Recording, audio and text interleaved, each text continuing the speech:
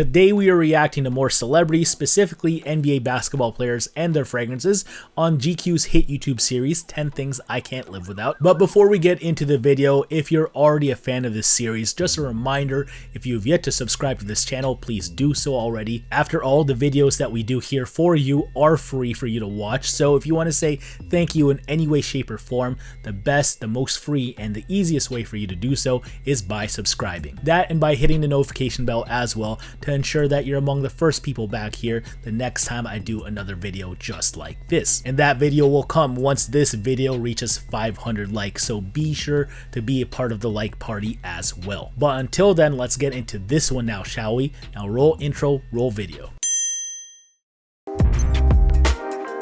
Cologne, you gotta make sure you smell good all the time. Firstly, we have all-star power forward for the Toronto Raptors, Pascal Siakam, and his La Nuit de l'Homme Longtemps by YSL. Also to note, this is not to be confused with La Nuit de l'Homme Eau de Parfum, which is also sadly discontinued, so please keep that in mind going forward, and let's see what he has to say next. It's not like I have these special cologne that I always have to have, but I think any cologne that smells good and is always good. It's Yves Saint Laurent. Okay, so clearly this is more of a daily wear for Pascal here, and I can get down with that because Longtemps to me is more wearable and just smoother overall in comparison to the cardamom bomb that the OG La Nuit de l'Homme EDT is. So here to achieve that smoother vibe, you have a waxy facet of iris up at the front and center here. That with some violet to add a bit of cleanliness as well. So definitely channeling this more gentlemanly kind of vibe, and I understand why some people would say that this is also Dior Homme-like as a result, but I would say Dior Homme-like at best, because to me this still smells more of a flanker to the OG La Nuit than it does a straight up Dior Homme interpretation per se. For me, I don't know, I just a little bit on the hand and a little thing go neck, body a little bit, make sure. Oh man, at least Pascal's getting down with it, so as long as he's having fun, it's cool. But on the real, I do guarantee you that if you are to use this as a splash like my man is here, your hands will then smell just as much as whatever you are wiping them onto. So I highly recommend that you don't do this just because you are wasting a lot of juice. And again, if you don't want to waste that much and you want to get the most out of everything you're spraying, actually spray directly onto whatever it is that you want to have smell. So preferably pulse points like your major ones, like your neck and or the insides of your elbows or wrists, and maybe your clothes and hair as well, but I understand why some people think that's a bit more taboo.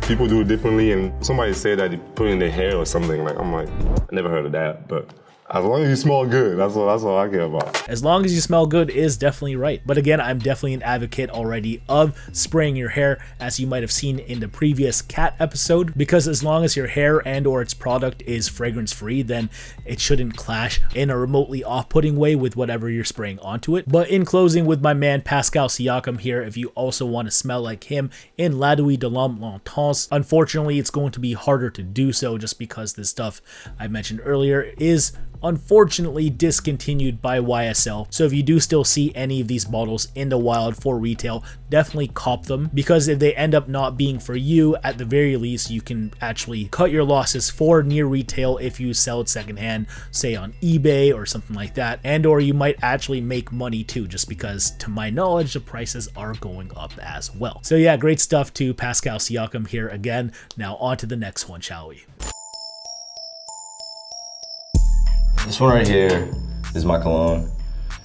I hope no one takes it and I don't smell you next to me. Secondly, we have all-star guard for the Brooklyn Nets, Mr. Kyrie Irving, with his Dior Sauvage Eau de Parfum. But sorry fam, millions of people are already smelling like you with this Sauvage, as it's one of the most popular scents in the world, even in the form of this third concentration of the scent. So yeah, not remotely unique in scent, not remotely unique as far as everyone in wild, but it's still very good. But no, it's actually a great cologne by Dior. I call it Sauvage. But it's kind of a great description of my personality. I am a savage. Okay, no, I'm joking. Now, actually, Sauvage translates into wild en français, and I couldn't agree more for Kyrie Irving here, because this man is definitely wild for being a flat earther. But on the real, Sauvage Eau de Parfum still has some bite to it, despite being a more smooth and pleasant version of the scent. Still got that juicy bergamot up at the top, very welcoming stuff, but then that famous ambroxan note feels more like a musky, showery rather than the metallic metallic facets that you overtly got from the OG EDT. So to have less of that I think is good, because it's arguably the most divisive part of the initial scent. People have told me that they find it easier to get compliments with this one as a result. 2 sprays on the hand, dab on the neck, 2 on the wrist. Again, I really can't expect much from someone who thinks the earth is flat. Joking, Kyrie, joking. But if you are watching this video, please directly spray onto yourself or something. And I know some people like to do this hand stuff to come across smelling a little bit more modestly, because you are able to perhaps control the radius and or the projection a bit better with the amount you put on. But if anything, I feel like out of anyone, Dior has kind of alleviated that problem of a single spray being too much. Just because if anyone knows any legit Dior sprayer, they can just slowly hold that down and just get enough mist that they see fit for however long they feel like pressing that thing down. So you definitely have to love that spray action for Dior. They have that for a number of their current bottles in and out of the Sauvage line. So if you think that's remotely for you and or the scent itself, a 100 ml of Sauvage Eau de Parfum is going to run you $125 US. But peace out now, Kyrie Irving. On to the next one now. Well, this would be my grooming. This is cologne I just bought. Too bad nobody's been able to smell me, but it is really nice. It's Christian Dior. I would try to say what it's called, but I'm not French and I'm not even gonna try it. Now here we have small forward for the San Antonio Spurs, Rudy Gay. And Rudy, I got you with my broken French this time. It's all good. This is definitely Bois d'Argent from Christian Dior's higher end line, Maison Christian Dior. Kind of a stuffy title for the line there, but it is luxury goods after all. I don't know. It smells good though. Me. Smells like me. It's manly, but not like overwhelmingly manly. It's a good mix. It's a good mix. Now I guess more casual noses just think that fresh and or clean is manly, but I must say for me, Bois d'Argent is definitely manly in its own right too, because I do genuinely feel that there are more scents like this one that also evoke aspects of masculinity. Sure, you have what is characterized as typically a feminine and or metrosexual note in that waxy iris here, but when backed up with woods and resins that typically come off as dry and mysterious, it does so in a way that doesn't remotely come off as feminine whatsoever. Again, at least to my nose. So maybe you're someone out there interested in what iris could provide for you, but are a little apprehensive of the connotations attached to it. If anything, I'd say that this scent might be the one for you out of most iris dominant scents out there. I was just in a Dior store and I was like, I don't know, I was just trying everything and looking at stuff, and I went past that and I was like, I got to get it. This has to be my smell. So now it's my smell. While Bois d'Argent is a huge seller for Maison Christian Dior, I would say that it is not a huge seller for Dior in general, especially when you compare it to the numbers of, say, Poison or Sauvage sales-wise. So I guess if you want to furthermore distinguish yourself with scent like Rudy did here, this is one that you can definitely do it with, and hopefully not run into others in the wild with it as well. But in closing, as far as Bois d'Argent here with Rudy Gay, if you also are interested in this one, a 125 ml is going to cost you $250 US. Again, pretty good for their top of the line. On to the next one now. This cologne, I definitely think you gotta smell good. This Tom Ford Tuscan leather. Here we have all-star guard for the Minnesota Timberwolves, D'Angelo Russell, and he is rocking some Tom Ford Tuscan leather. Let's peep what else D'Lo has to say now. You need it.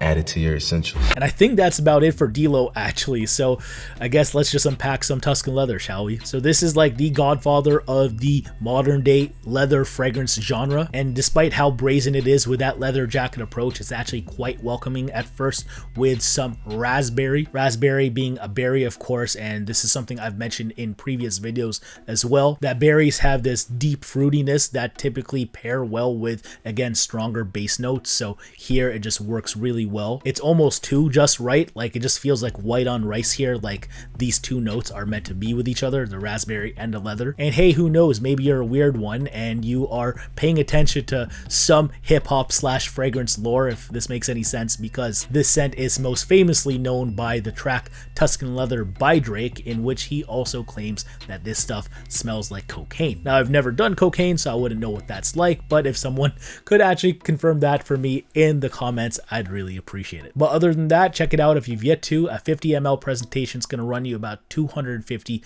US. On to the next one now, but believe it or not, it's actually D'Lo here again. He actually has some more scents. another cologne bottle. This is inspired by my dad though, honestly. He used to have this cologne growing up. It used to smell so good, so I was like, man, what is that? And we've always had a bottle. Alrighty, just because this scent is such an OG and D-Lo is still quite young, I think this is actually the most impressive thing I've seen on this series so far. So salute to D-Lo for repping his pops here in Mugler's Amen. So sometimes you really just can't beat nostalgia. I definitely know what that's like. I don't even know the name of it, but it is a Angel. Look good, gotta smell good. Simple as that. Get your bottle.